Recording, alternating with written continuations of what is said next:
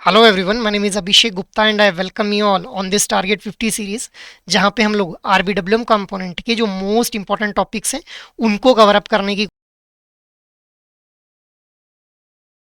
और कर पाएँ इन दिस आरबीडब्ल्यूएम कंपोनेंट। अब इस सीरीज़ के अंदर हम लोग जो भी सेशंस कंडक्ट कर रहे हैं उन सभी सेशंस के अंदर पहले हम लोग एक टॉपिक को डिस्कस कर लेते हैं। आफ्टर डिस्कसिंग द टॉपिक हम लोग सेशन को समराइज करते हैं with the help of infographic, और सेशन के एंड के अंदर हम लोग जो है वो क्वेश्चंस डिस्कस करते हैं pertaining to a specific topic भी। अब आज के इस सेशन के अंदर हम लोग बात करने वाले हैं history of banking in India के बारे में भी। But before moving ahead I just want to let you know guys कि भाई previous year questions, most important topics और मोस्ट इंपॉर्टेंट एमसीक्यूज, ये तीनों ही फैक्टर्स बहुत ही प्रोमिनेंट रोल प्ले करते हैं किसी भी एग्जाम को क्वालिफाई करने में।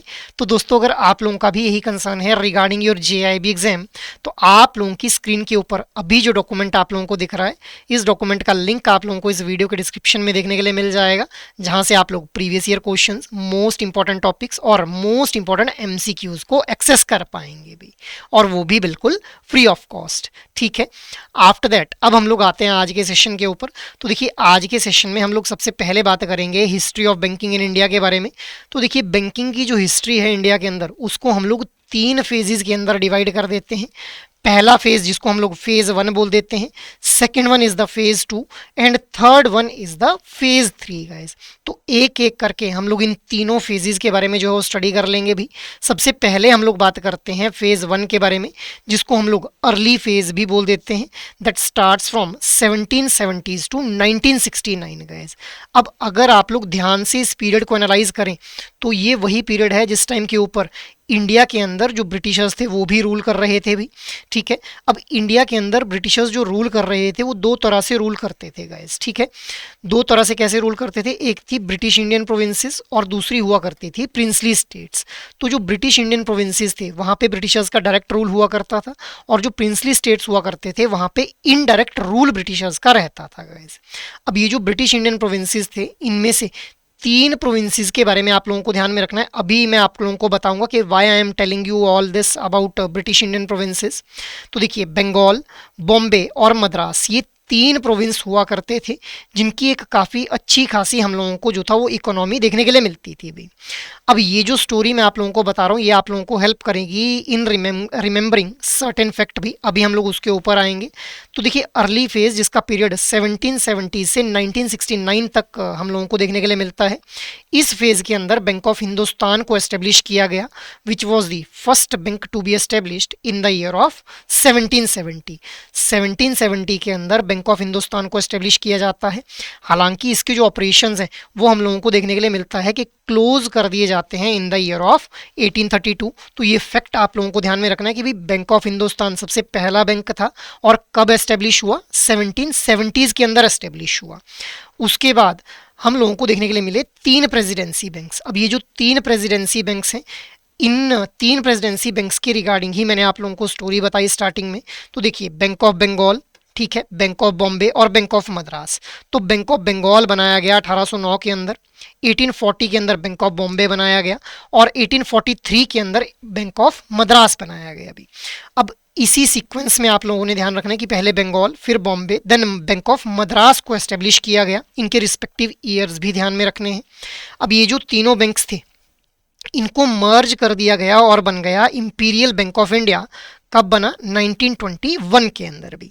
अब इसी इंपीरियल बैंक ऑफ इंडिया को हम लोगों ने स्टेट बैंक ऑफ इंडिया बोल दिया, कब, 1955 के अंदर। तो ये ईयर्स भी ध्यान में रखने हैं, और कौन कौन से बैंक्स को मर्ज करके इंपीरियल बैंक ऑफ इंडिया बना, कब बना, ये भी ध्यान में रखना है आप लोगों को भी। आफ्टर दैट अब अगर हम लोग बात करें रिजर्व बैंक ऑफ इंडिया की, तो देखिए, रिजर्व बैंक ऑफ इंडिया को भी as a private entity establish किया गया था। ठीक है, कब, कि किस एक्ट के थ्रू, आरबीआई एक्ट 1934 के थ्रू। और कब एस्टेब्लिश किया गया था आरबीआई को, 1935 के अंदर जो था वो हम लोगों ने देखा कि आरबीआई को एस्टेब्लिश किया गया। बट उस टाइम के ऊपर जो आरबीआई था it was acting as a private entity भी।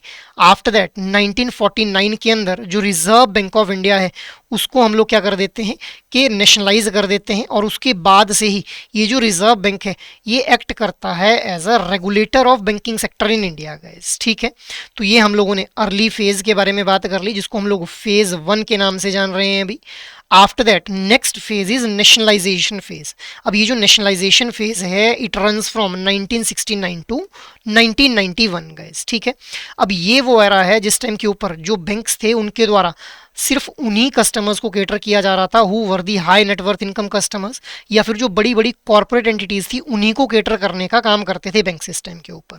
अब इसी फेज के अंदर जो गवर्नमेंट थी उसके द्वारा ये सोचा गया कि यार हम लोगों को ये जो बैंकिंग की सर्विसेज हैं इनको लास्ट मैन ऑफ इंडिया तक पहुंचाना है, तो सोशल ऑब्जेक्टिव को मीट करने के लिए नेशनलाइजेशन जो है वो बैंक्स की करना स्टार्ट कर दी गई गवर्नमेंट के द्वारा।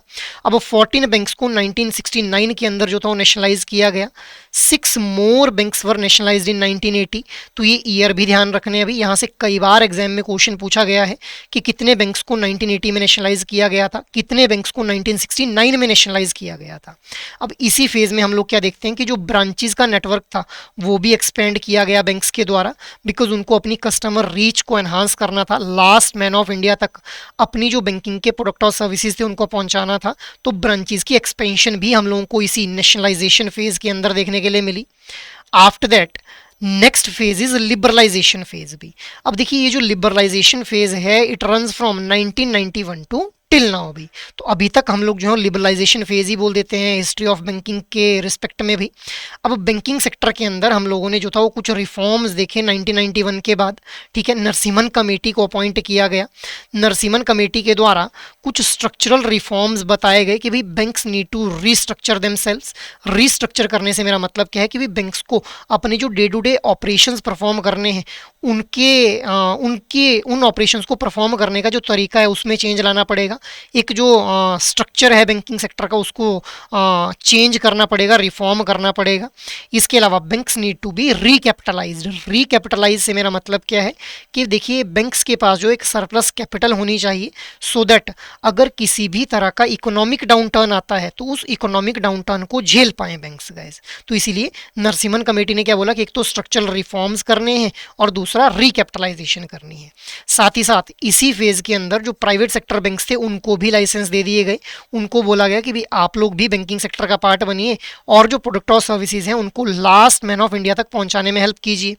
इसके अलावा डी रेगुलेशन हम लोगों को देखने के लिए मिला इंटरेस्ट रेट का। डी रेगुलेशन का मतलब क्या है कि पहले क्या होता था, reserve bank of India he decide करता था कि कौन से बैंक के द्वारा कितना रेट ऑफ इंटरेस्ट जो है दिया जाएगा अपने डिपॉजिट प्रोडक्ट्स के ऊपर, और कितना रेट ऑफ इंटरेस्ट जो है बैंक रिसीव करेंगे from the customers in case of loans. तो ये सारा डिसीजन कौन लेता था, पहले आरबीआई लेता था।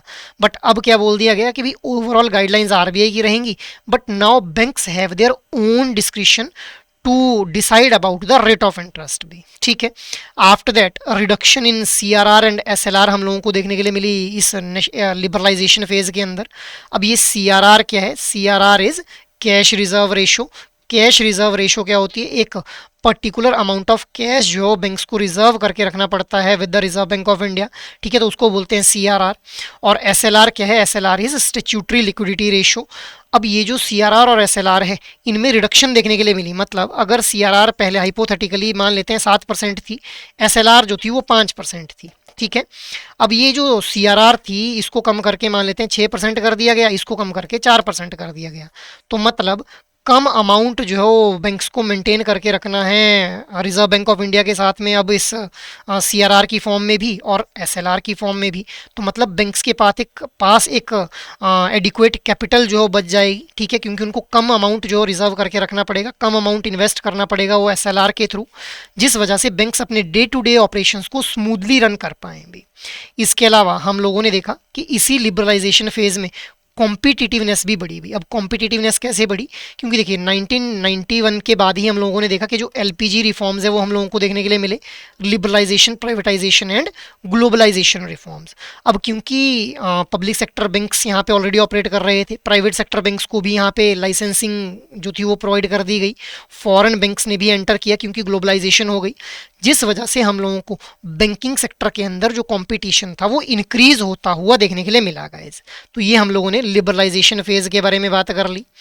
आफ्टर दैट अब अगर हम लोग प्रेजेंटली देखें कि प्रेजेंटली क्या सिनेरियो हम लोगों को देखने के लिए मिल रहा है, so there are presently 12 public sector banks in India, 21 private sector banks, 45 foreign banks, 28 regional rural banks and 96,000 regional cooperative banks, 53 scheduled and 1470 non scheduled urban cooperative banks हम लोगों को देखने के लिए मिलते हैं भी। अब ये आप लोगों को इसका एक ओवरव्यू जरूर होना चाहिए भी। एज सच आप लोगों से एग्जाम में नहीं पूछा जाएगा, बट हाँ आप लोगों को एक ओवरव्यू जरूर होना चाहिए कि प्रेजेंटली किस तरह के कितने बैंक्स जो हैं वो इंडिया के अंदर ऑपरेट कर रहे हैं अभी। अब आरबीआई की जो लेटेस्ट रिपोर्ट है उसके अकॉर्डिंग ये बोला गया कि भी जो gross non performing assets ratio है, मतलब नॉन परफॉर्मिंग एसेट क्या हो जाएंगे, एसेट क्या होते हैं हम लोग पहले भी डिस्कस कर चुके हैं। एसेट्स का पार्ट बनते हैं लोन और एडवांसेस। क्यों? क्योंकि उनके थ्रू एक इनकम बैंक को अर्न होती है, बट जब वो इनकम आना बंद हो जाएगी तो उन्हीं एसेट्स को हम लोग क्या बोल देंगे, नॉन परफॉर्मिंग एसेट्स बोल देंगे। तो आरबीआई का जो लेटेस्ट डेटा है वो क्या बोलता है कि जो gross non performing asset ratio है of this scheduled commercial bank वो कॉन्टिन्यूसली जो है वो एक डाउनवर्ड ट्रेजेक्ट्री में मूव कर रही है, जिस वजह से हम लोगों को एज ऑफ सितंबर 2025 2.15% की ये जो रेशियो है ये देखने के लिए मिल रही है अभी। मतलब it is a good sign कि भी जो ग्रॉस नॉन परफॉर्मिंग एसेट्स हैं वो कम होते हुए हम लोगों को देखने के लिए मिल रहे हैं अभी, क्योंकि जितने कम हमारे नॉन परफॉर्मिंग एसेट्स होंगे उतना ही एफिशिएंटली बैंक अपने ऑपरेशंस को रन कर पाएंगे और प्रॉफिट्स को मैक्सिमाइज कर पाएंगे गाइस। ठीक है, तो ये हम लोगों ने बात कर ली कि प्रेजेंटली क्या सिनेरियो बैंकिंग सेक्टर के अंदर हम लोगों को देखने के लिए मिल रहा है। आफ्टर दैट अब हम लोग जो इस टॉपिक को समराइज कर लेते हैं with the help of infographic. तो देखिए हम लोगों ने history of banking in India के बारे में बात की, 3 फेजेज में हिस्ट्री को डिवाइड कर लिया, फेज 1, फेज 2 और फेज 3 गाइस। ठीक है, अब फेज 1 में हम लोगों ने देखा कि 3 प्रेसिडेंसी बैंक्स थे, इनको मर्ज करके इंपीरियल बैंक ऑफ इंडिया बनाया गया। इंपीरियल बैंक ऑफ इंडिया का ही नाम बाद में चेंज करके स्टेट बैंक ऑफ इंडिया कर दिया गया। आरबीआई के बारे में हम लोगों ने देखा कि आरबीआई को पहले प्राइवेट एंटिटी की तरह एस्टेब्लिश किया गया, बाद में उसको जब नेशनलाइज किया गया, नेशनलाइज होने के बाद आरबीआई ने रेगुलेटर की तरह एक्ट करना स्टार्ट कर दिया। इसके बाद हम लोगों ने फेज़ 2 को देखा which was a nationalisation phase, जो कि 1969 से 1991 तक हम लोगों को देखने के लिए मिलता है। After that third phase is liberalisation phase, जो कि 1991 से अभी तक हम लोगों को देखने के लिए मिल रहा है अभी। तो ये हम लोगों ने history of banking in India के बारे में बात कर ली। Now there is a question in front of you, consider the following statements regarding phase 1 of the banking history in India. Bank of Hindustan को एस्टेब्लिश किया जाता है 1770 के अंदर और इसके ऑपरेशंस क्लोज हो जाते हैं 1832 के अंदर। बिल्कुल सही स्टेटमेंट है। आप लोगों से पूछा भी क्या जा रहा है, which of the above statements are correct, correct पूछा जा रहा है, तो पहली स्टेटमेंट तो सही है। दूसरी स्टेटमेंट क्या बोल रही है कि बैंक ऑफ बंगाल, बॉम्बे और Madras, these were the 3 presidency banks, इनके बारे में मैंने अभी आप लोगों को बताया, ये स्टेटमेंट भी बिल्कुल सही है। तीनों प्रेसिडेंसी बैंक्स को मर्ज करके इंपीरियल बैंक ऑफ इंडिया बना दिया गया 1921 के अंदर, this statement is also correct. Fourth statement क्या बोल रही है कि जो रिजर्व बैंक ऑफ इंडिया था इसको नेशनलाइज किया गया 1955 के अंदर, तो भी 1955 में नहीं 1949 के अंदर इसको नेशनलाइज किया गया, जिसके बाद से इसने एज अ रेगुलेटर एक्ट करना स्टार्ट किया। तो फोर्थ स्टेटमेंट क्योंकि हमारे यहाँ पे गलत हो जाती है, जिस वजह से हमारा यहाँ पे जो सही आंसर हो जाएगा that will be option number A only B. ठीक है, so the right answer will be option number A here. After that next question है आप लोगों के सामने, consider the following statements regarding nationalisation and liberalisation phase of Indian banking. तो during phase 2 14 banks were nationalised in 1969 और 6 और banks को 1980 में नेशनलाइज किया गया, बिल्कुल सही स्टेटमेंट है, करेक्ट ही अगेन यहाँ पे पूछा गया है आप लोगों से। सेकेंड स्टेटमेंट क्या बोल रही है कि फेज 2 ने फोकस किया on using the banks as a instrument for achieving the social objective. बिल्कुल भाई, लास्ट मैन ऑफ इंडिया तक यहाँ पे हम लोगों ने जो था वो सर्विसेज पहुंचानी थी इस फेज 2 के अंदर। थर्ड स्टेटमेंट क्या बोल रही है कि फेज 3 स्टार्ट होता है 1991 से और it included banking sector reforms, D regulation of interest rate, reduction in CRR and SLR. तो ये स्टेटमेंट भी बिल्कुल सही हो जाती है। फोर्थ स्टेटमेंट क्या बोल रही है कि during phase 3 banks were nationalise to expand the social banking. नहीं भी, जो बैंक्स हैं उनकी नेशनलाइजेशन कब की गई, फेज 2 के अंदर। फेज 2 को इसीलिए हम लोग क्या बोलते हैं, नेशनलाइजेशन फेज बोलते हैं भी। तो फोर्थ स्टेटमेंट गलत हो जाती है, जिस वजह से option B will be the right one here. So the right answer will be option number B. Next question है आप लोगों के सामने कि which bank was formed by the merger of 3 presidency banks in 1921। तो 1921 के अंदर कौन सा बैंक बनाया गया 3 प्रेसिडेंसी बैंक्स को मर्ज करके? क्या रिजर्व बैंक ऑफ इंडिया बनाया गया, स्टेट बैंक ऑफ इंडिया बनाया गया, इंपीरियल बैंक ऑफ इंडिया बनाया गया या फिर बैंक ऑफ हिंदुस्तान बनाया गया? सो the right answer here will be imperial bank of India, जिसका नाम बाद में बदल के क्या हो जाता है, स्टेट बैंक ऑफ इंडिया हो जाता है। कब? 1955 के अंदर गाइस। ठीक है, so option number C will be the right one here. तो ये हम लोगों ने हिस्ट्री ऑफ बैंकिंग इनके बारे में बात कर ली। अपार्ट फ्रॉम दिस, अगर आप लोग चाहते हैं कि जीआईबी एग्जाम की कॉम्प्रिहेंसिव प्रिपरेशन करनी है तो खुद को आप लोग जो है वो क्या कर सकते हैं, इसके लिए एडुटैप की वेबसाइट के ऊपर जा सकते हैं। यहाँ पे कोर्सेज नाम का एक टैब आप लोगों को देखने के लिए मिलेगा, जहाँ जाते ही जीआईबी कोर्सेज के ऊपर आप लोग क्लिक कर लेंगे। जीआईबी कोर्सेज के ऊपर जैसे ही क्लिक करेंगे तो यहाँ पे अलग अलग तरह के कोर्सेज आप लोगों को देखने के लिए मिल जाएंगे, जहाँ पे सबसे पहले आप लोगों को देखने के लिए मिलेगा जीआईबी एग्जाम के लिए जो ट्रायल कोर्स रहता है। अब ये जो ट्रायल कोर्स है इसके अंदर 24 आवर्स के लिए आप लोगों को कंप्लीट एक्सेस दिया जाएगा जीआईबी मास्टर कोर्स का, ठीक है। और ये जो है वो 1 रुपये में आप लोग इसको अवेल कर सकते हैं। बट अगर आप लोग जो है वो कंप्लीट एक्सेस चाहते हैं इस मास्टर कोर्स का, तो यहीं पे आप लोगों को मास्टर कोर्स देखने के लिए मिलेगा, जीआईबी कंप्लीट मास्टर कोर्स, जिसके अंदर चारों कंपोनेंट्स की कॉम्प्रिहेंसिव प्रिपरेशन आप लोगों को करवाई जाएगी with the help of concept classes, जो कि रिकॉर्डेड फॉर्म में रहने वाली हैं और 15 से 20 मिनट की रहने वाली हैं। इसके अलावा लाइव क्लासेस का एक्सेस भी आप लोगों को प्रोवाइड किया जाएगा। रिवीजन पर्पज़ के लिए कंसेप्ट नोट्स दिए जाएंगे। आप लोग कंटेंट को प्रैक्टिस अच्छे से कर पाएँ, इसके लिए आप लोगों को chapter wise mock test, full length mock test और सॉल्व्ड प्रीवियस ईयर क्वेश्चंस भी प्रोवाइड किए जाएंगे। So it can be a one stop solution अगर आप लोग जीआईबी एग्जाम की कॉम्प्रिहेंसिव प्रिपरेशन करना चाहते हैं। अब ये जो मास्टर कोर्स है it is also available for individual components, ठीक है। इंडिविजुअल कंपोनेंट्स के लिए भी ये मास्टर कोर्स जो है वो अवेलेबल है अभी। तो इंडिविजुअल कंपोनेंट्स जैसे आई.एंड.आई.एफ.एस, पीपीबी, एएफएम, आरबीडब्ल्यूएम, देखिए यहीं पे एएफएम, पीपीबी, आई.एंड.आई.एफ.एस और आरबीडब्ल्यूएम चारों कंपोनेंट्स के लिए इंडिविजुअल मास्टर कोर्सेज में भी आप लोग खुद को एनरोल कर सकते हैं।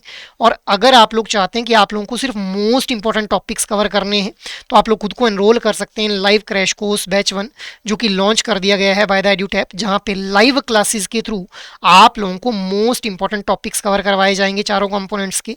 रिवीजन पर्पज़ के लिए कंसेप्ट नोट्स प्रोवाइड किए जाएंगे, आप लोग कंटेंट को अच्छे से प्रैक्टिस कर पाएँ इसके लिए chapter wise mock test, full length mock test और सॉल्व प्रीवियस ईयर क्वेश्चंस भी प्रोवाइड किए जाएंगे। सो अगर आप लोग बहुत ही कम टाइम ड्यूरेशन के अंदर चारों कंपोनेंट्स की जो मोस्ट इंपॉर्टेंट टॉपिक्स हैं उनको कवर करना चाहते हैं तो खुद को इस लाइव क्रैश कोर्स बैच 1 के अंदर भी एनरोल कर सकते हैं। और अगर आप लोगों को ये लगता है कि आप लोगों को सिर्फ प्रैक्टिस करनी है तो आप लोग टेस्ट सीरीज में खुद को एनरोल कर लें, जहाँ पे आप लोगों को chapter wise mock test, full length mock test और solved previous year questions provide किए जाएंगे राइट फ्रॉम मई 2023 भी। तो आप लोग इनमें से किसी भी कोर्स में खुद को एनरोल कर सकते हैं depending upon your need for your JIB preparation. So that is all from my side for this particular session. I hope ये सेशन आप लोगों के लिए काफ़ी यूजफुल रह रहे हैं। अगर एक्चुअल में ये सेशन आप लोगों को पसंद आ रहे हैं तो इन सेशंस को लाइक, शेयर और सब्सक्राइब कर लें। और अगर आप लोगों की कोई भी क्वेरी हो तो आप लोग मेल ज़रूर करें hello@edutap.co.in के ऊपर। जय हिंद।